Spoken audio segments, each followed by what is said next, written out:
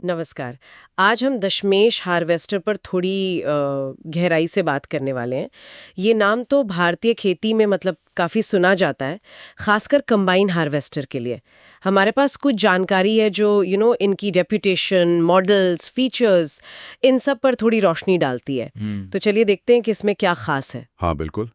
दशमेश तो 1985 से है इस फील्ड में, जब उन्होंने वो अपना पहला दशमेश 9100 सेल्फ प्रोपेल्ड कंबाइन हार्वेस्टर निकाला था बाजार में। और उनका फोकस हमेशा से ही मतलब किसान केंद्रित रहा है। मकसद यही कि भाई अच्छी मशीनें दो और बढ़िया आफ्टर सेल सर्विस, ताकि किसान खुश रहे, संतुष्ट रहे। और लगता है किसानों के बीच इनकी छवि मतलब काफ़ी मजबूत है। सुनने में आता है कि मशीनें टिकाऊ हैं, अच्छा परफॉर्म करती हैं और डीजल भी कम खाती हैं। सही है। यहाँ तक कि अनाज का नुकसान कम होता है और दाने की क्वालिटी भी अच्छी रहती है। और हाँ, रखरखाव में आसानी और खेत पर ही सर्विस मिल जाना भी बहुत मायने रखता है ना। हाँ हाँ, ये बातें बहुत ज़रूरी हैं। सोचिए ना, कटाई के सीजन में अगर मशीन रुक जाए तो कितना नुकसान।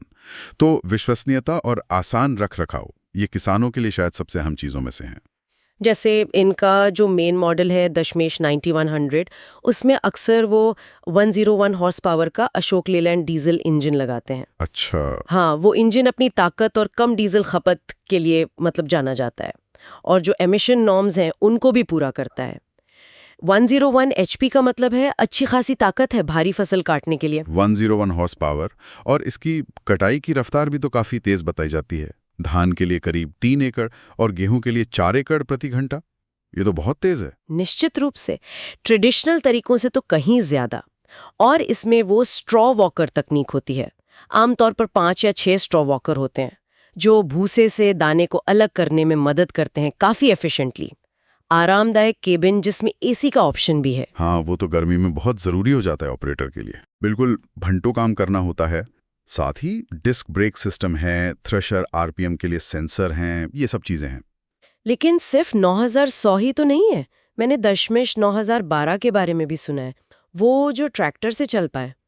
वो कैसे अलग है इससे? सही पकड़ा। दशमेश 912 उन किसानों के लिए एक अच्छा पॉपुलर ऑप्शन है जिनके पास अपना ट्रैक्टर पहले से है। उसे चलाने के लिए कम से कम मान लीजिए 55 से 75 हॉर्स पावर का ट्रैक्टर चाहिए होता है। और अगर 4 व्हील ड्राइव हो तो और भी बढ़िया रहता है। इसके अलावा एक दशमेश 7100 सेल्फ प्रोपेल्ड मॉडल भी है। अच्छा। हाँ, वो करीब 76 एचपी का है। धान गेहूं के लिए काफ़ी चलता है वो भी। और एक आता है दशमेश 7300 ट्रैक कंबाइन हार्वेस्टर। ट्रैक वाला मतलब पहियों की जगह ट्रैक? जी, जिसमें पहियों की जगह ट्रैक लगे होते हैं। वो खास तौर पर गीली या थोड़ी मुश्किल जमीन के लिए डिजाइन किया गया है। तो मतलब काफी वैरायटी है मॉडल्स में, अलग अलग जरूरत के हिसाब से। अगर फायदों को संक्षेप में देखें तो मुख्य बातें क्या हैं, क्या गिनाएंगे आप? देखिए, सबसे बड़ा फायदा तो है काम का तेजी से होना, यानी हाई एफिशिएंसी।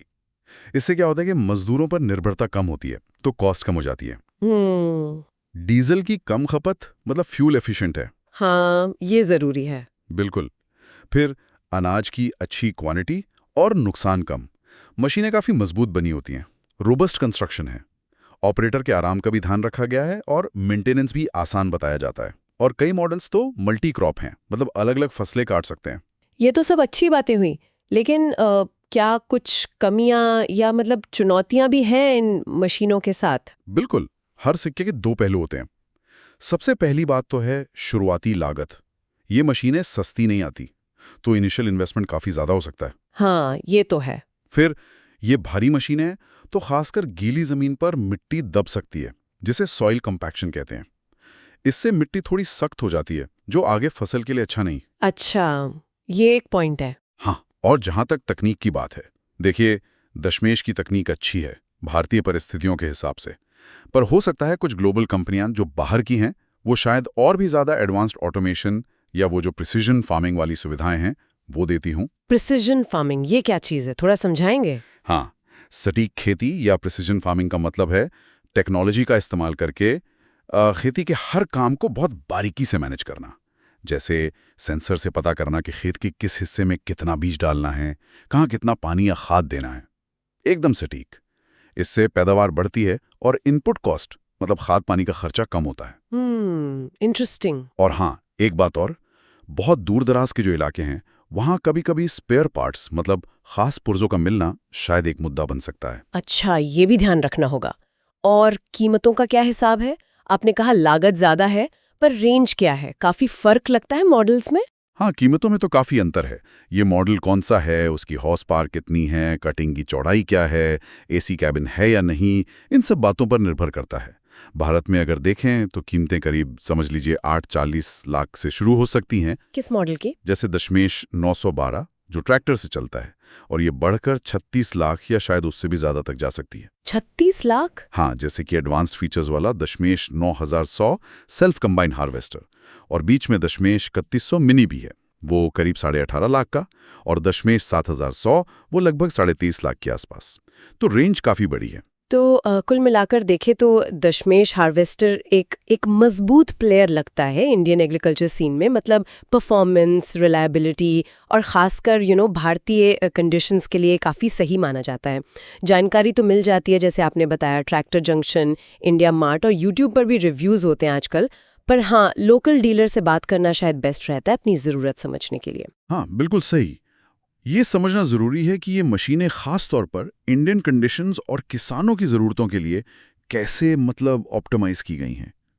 और हाँ, एक चीज़ सोचने वाली है जाते जाते कि जैसे जैसे भारत में ये प्रिसिजन एग्रीकल्चर, सटीक खेती वाली तकनीकें और ज़्यादा आम हो रही हैं या होंगी, तो दशमेश जैसे जो अपने मतलब डोमेस्टिक ब्रांड्स हैं, वो इन नई टेक्नोलॉजीज़ को कैसे और कितनी तेज़ी से अपनाएंगे अपने मॉडल्स में।